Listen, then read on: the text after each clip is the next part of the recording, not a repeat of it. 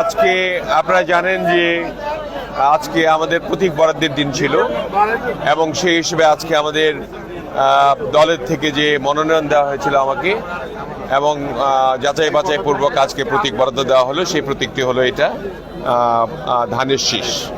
ধানের শীষ প্রতীকে আমি নির্বাচন করতে যাচ্ছি। আমি এম রশিদুজ্জামান মিল্লাত জামালপুর 1 থেকে নির্বাচন করব এবং আমাদের এবারের নির্বাচনটি হবে অত্যন্ত আনন্দমুখর এবং সৌহার্দ্যপূর্ণ।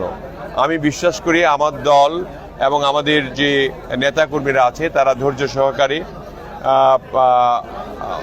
এই আচরণবিধি যা আছে নির্বাচনের আচরণবিধি সেগুলি মেনে তারা চলবে এবং আচরণবিধি মেনেই আমরা 2টি উপজেলায় দেওয়ানগঞ্জ এবং বকশীগঞ্জে আমরা সেইভাবে প্রস্তুতি গ্রহণ করেছি। আমাদের দলীয় নেতাকর্মীদের সেভাবেই আমরা আগে থেকেই প্রস্তুত রেখেছি যাতে করে আমরা সর্বক্ষেত্রেই আমাদের প্রচারণা চালিয়ে এমনভাবে প্রচারণা চালাবো যাতে উৎসবমুখর হয়, আবার এটা যাতে সৌহার্দ্যপূর্ণ হয়। কোনো প্রার্থীর সঙ্গে আমাদের কোনো প্রতিহিংসা থাকবে না, আমাদের প্রতিযোগিতা থাকবে।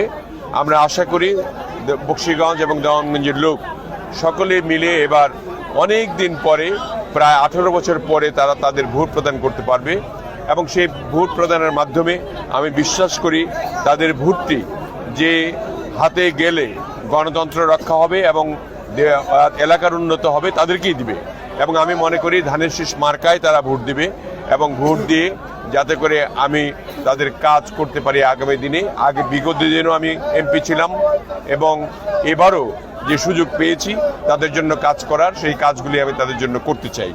এই জন্য আমি আপনাদের মাধ্যমেও আমি আজকেই বলতে চাই সকলকে আমাকে সুষ্ঠু, অবাধ, নিরপেক্ষ একটা নির্বাচনী আমেজের মধ্য দিয়ে আমাকে ধানের শীষে ভোট দিয়ে তারা বিজয় করুন এবং বিজয়ী করলে পরে নিশ্চয়ই আমি আমার যে প্রতিশ্রুতিগুলি রয়েছে সেগুলি আমি এক এক করে পূরণ করব আমার এলাকাবাসীর জন্য। আপনাদেরকে অনেক ধন্যবাদ।